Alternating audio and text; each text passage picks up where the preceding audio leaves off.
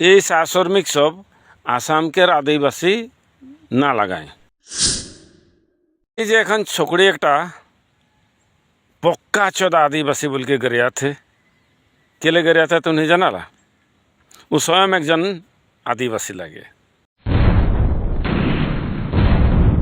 खुलुमबाय बयखौबो फिन खनसे गोदान भिडिअ बरायबाय तो लोगोफोर बे समाव नोंथांमोननि गेजेराव माखासे इम्पर्टेन्ट जोबोद इम्पर्टेन्ट गोनांथार नोंथांमोना नैबे भिडिअखौ जोबजासिम नायलांबा माखासे बाथ्राखौ रोखा रोखा बुजि मोनगोन जिहेतु एसटि बा ट्राइबेला मा आरो बहानिफ्राय फैनाय आरो ट्राइबेला सोर बोरै जाखो बिनि माखासे बाथ्राखौ नोंथांमोननो आं फोरमायनो नागिरदों। तो नोंथांमोना नैबे भिडिअखौ जोबजासिम नायलां जोबोद इम्पर्टेन्ट।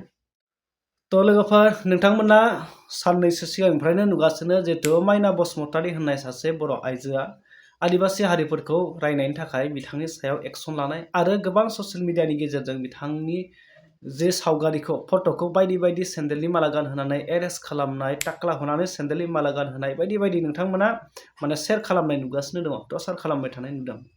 दा बेखौ लानानै सासे आदिवासी बिथाङा आदिवासी धर्म प्रसाद गरक होननाय मोनसे पेज सालायो।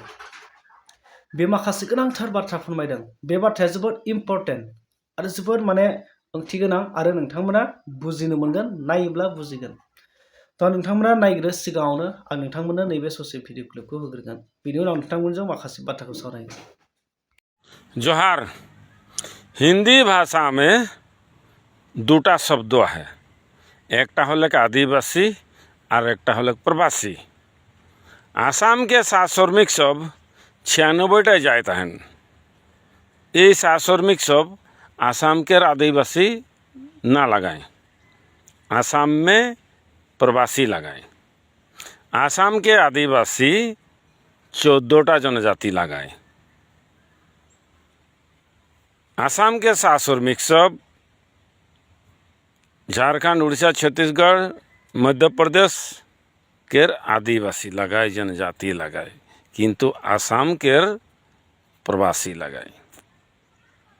ये जे एखन छोकरी एकटा पक्का 14 आदिवासी बोल के गरिया थे केले गरिया था तो नहीं जाना ला वो स्वयं एक जन आदिवासी लगे, आसाम के बोड़ो छोकरी लगे। वो निजे के ट्राइबल बोल के है वो सब जाने ना, वो सब आदिवासी बोल के नहीं जाने ना।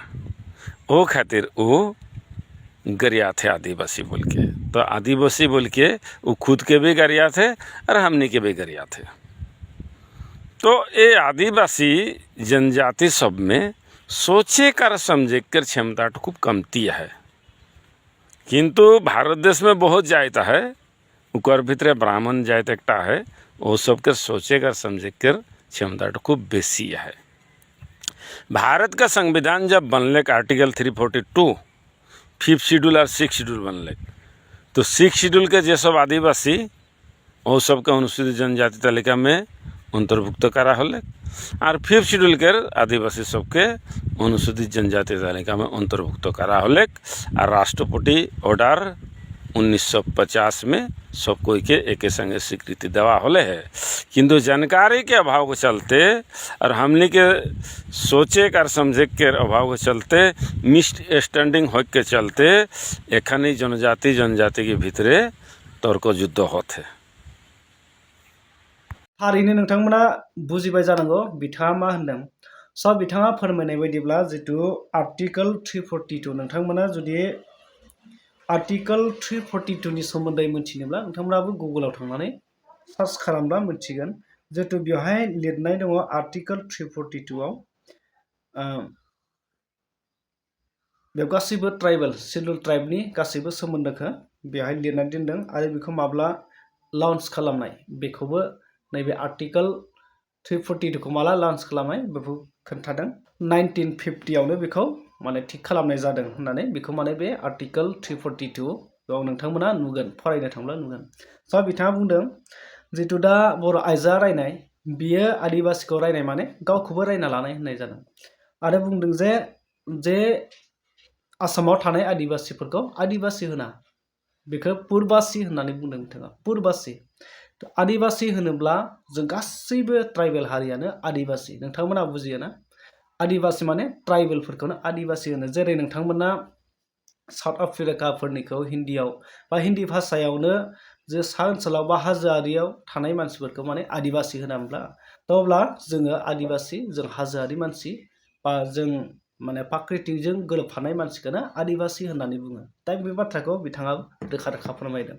जों बयबो बुजिनो नाजानांगौ। दा बिथाङा जे बुंदों माने गोरोन्थि बुङाखै, जास्ट बुजायनानै बुंदों आरो बिथाङा मोजां बाथ्राखौनो बुंदों।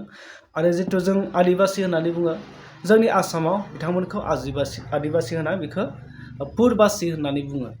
जेनेबा भारत सोरखारा बिसोरखौ माने आसामाव पुरबासि होननानै बिथांखौ माने थिसननाय जादों बा बिथांमोनखौ माने गनायथि होनाय जादों, जायखौ जोङो साश्रमिक बा टि ट्राइब होननानै बिथांमोनखौ गनायथि होनाय जादों। दा बेफोरबायदि बाथ्राखौ बिथाङा फोरमायदों।